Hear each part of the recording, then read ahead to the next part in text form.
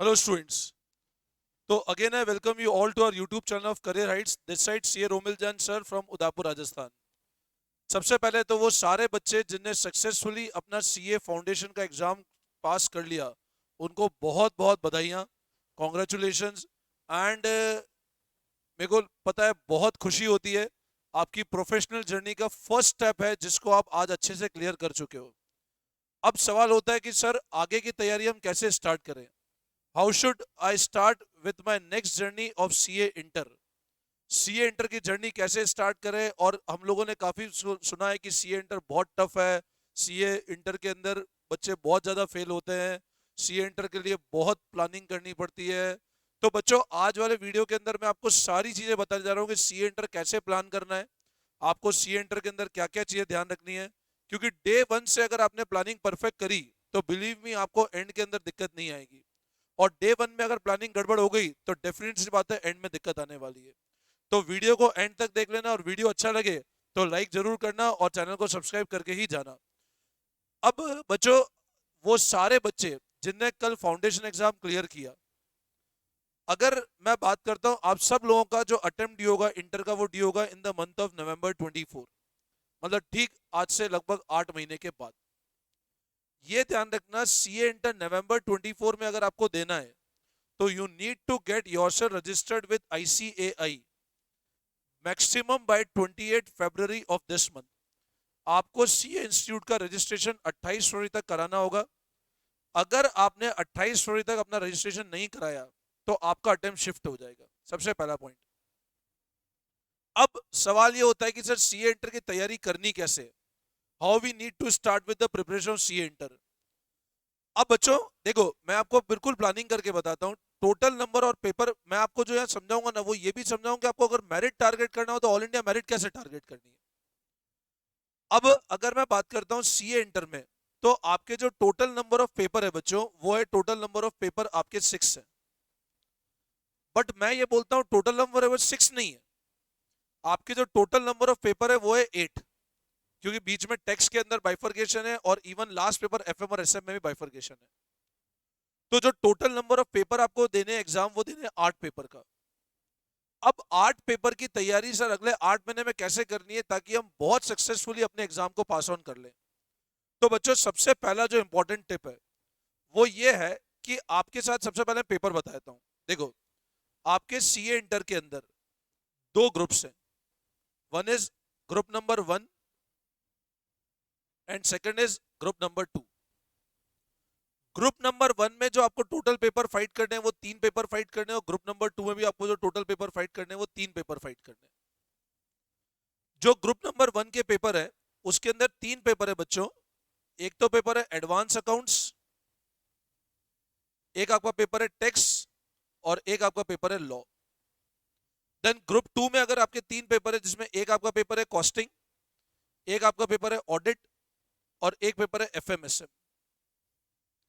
ये ध्यान रखना टैक्स में यहाँ पे वापस बाइफर्केशन है, एक तो डीटी अलग है आईडीटी अलग है।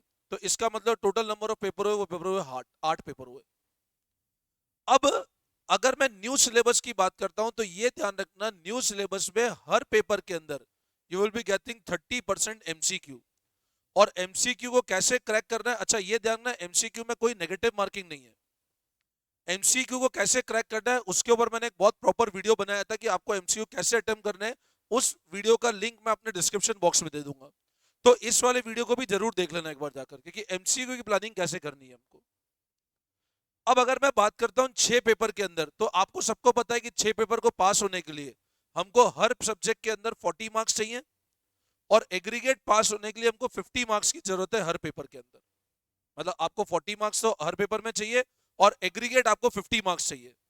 मतलब 600 में से आपका 300 टोटल आना चाहिए, और every paper should be minimum 40 marks. ये तो पासिंग क्राइटेरिया वही जो फाउंडेशन के अंदर एप्लीकेबल था। अब सवाल ये होता है कि सर क्या मैं दोनों ग्रुप दूं, एक ग्रुप दूं, प्रिपरेशन दोनों ग्रुप की करूं, या एक एक ग्रुप की करूं।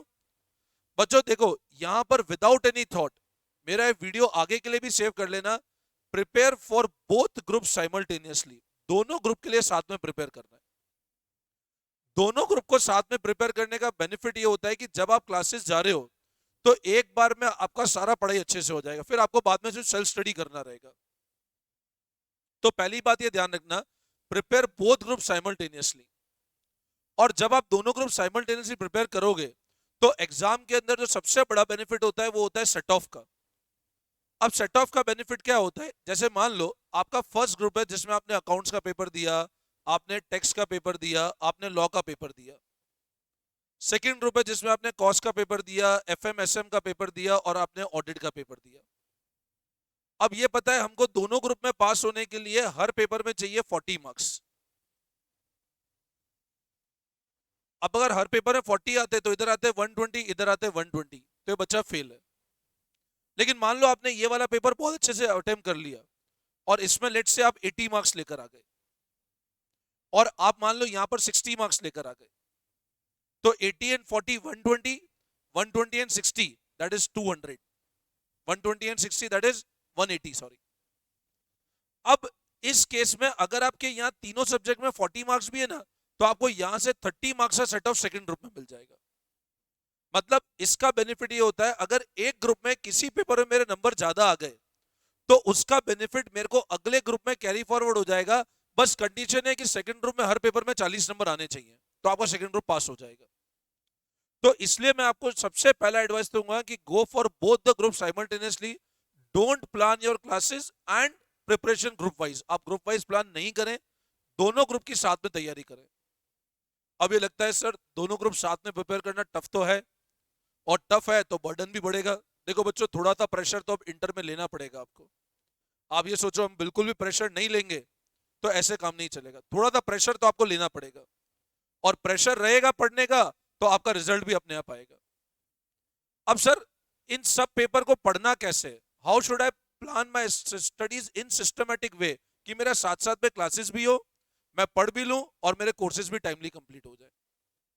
तो बच्चों मैंने बात किया अकाउंट्स का, मैंने बात किया टैक्स का, मैं बात करता हूं अगला paper law, then audit, then FMSM, and then last paper जो है आपका दैट इज और कॉस्ट।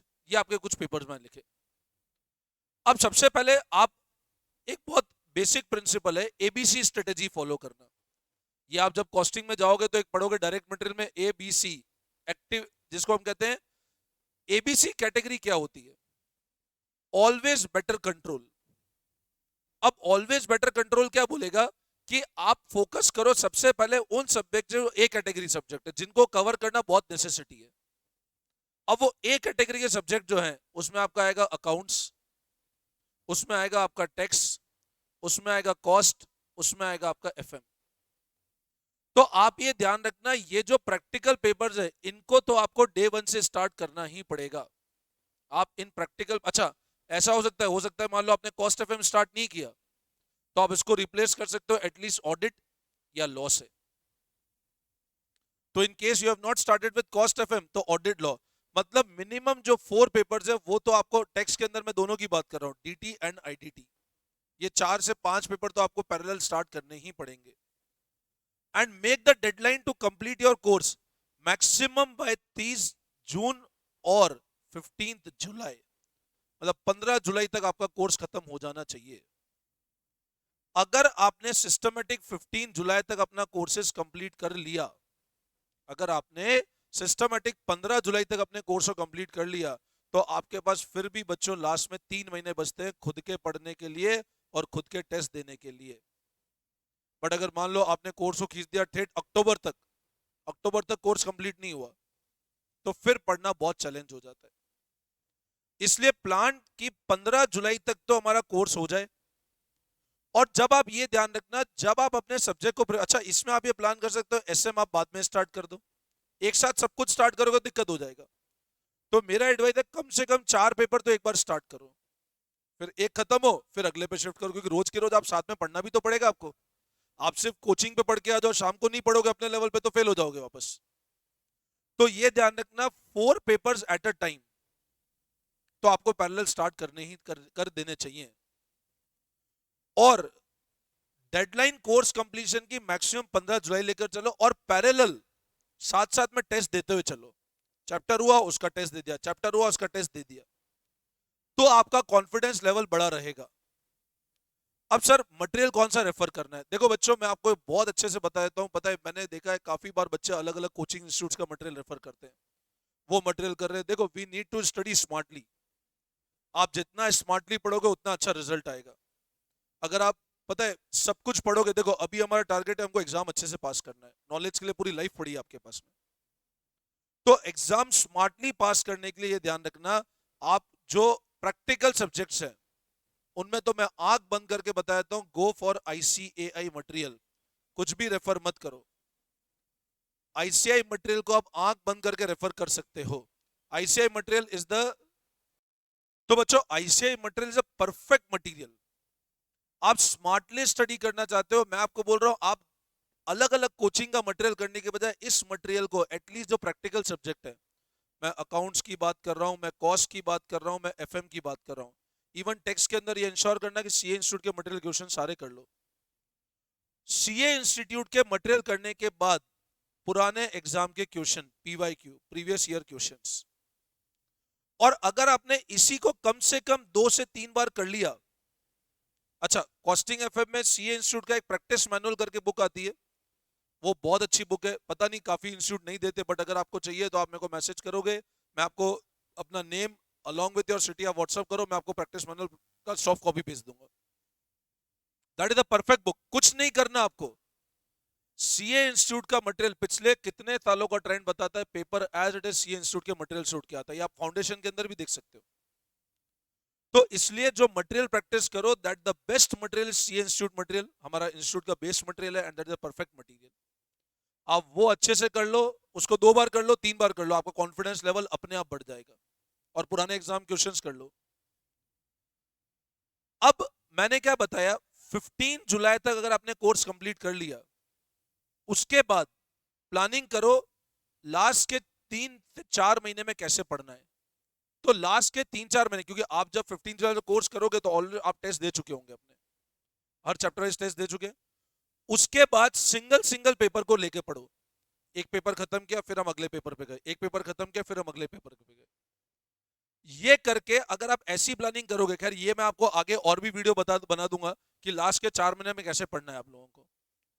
और बच्चों, अगर आपने स्ट्रेटेजी फॉलो करी तो मैं आपको 100% बोल रहा हूं, आपको सीए इंटर नवंबर में पास करने से कोई नहीं रोक सकता है। होता क्या है, बच्चे फाउंडेशन पास करते हैं, उनको लगता है हमने सीए इंटर एक बड़ा स्टेप है और उसमें रिस्क नहीं लेना। अगर पढ़ाई स्टार्ट नहीं करी है तो मैं सिंसियर एडवाइस है, पढ़ाई स्टार्ट कर दो। सेक्रीफाइस करोगे, जितना टाइमली अपने कोर्सेज को कंप्लीट करोगे, उतना टाइमली आप रिवीजन कर पाओगे। और थोड़ा सा अपने लेवल पे मेहनत करो। स्पून फीडिंग की आदत छोड़ दो, क्योंकि जब तक आप स्पून फीडिंग करोगे, अब सीए की क्लासेस है, स्पून फीडिंग वाली सिचुएशन अब होनी नहीं चाहिए।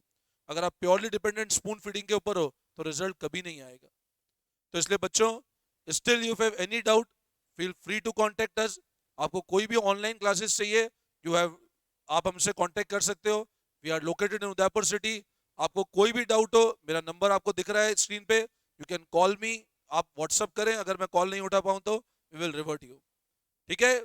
So best of luck for your this journey, and I wish that you all get very good marks in upcoming CA inter exam, और आप बहुत अच्छे से पास करो। Best of luck. Thank you बच्चों।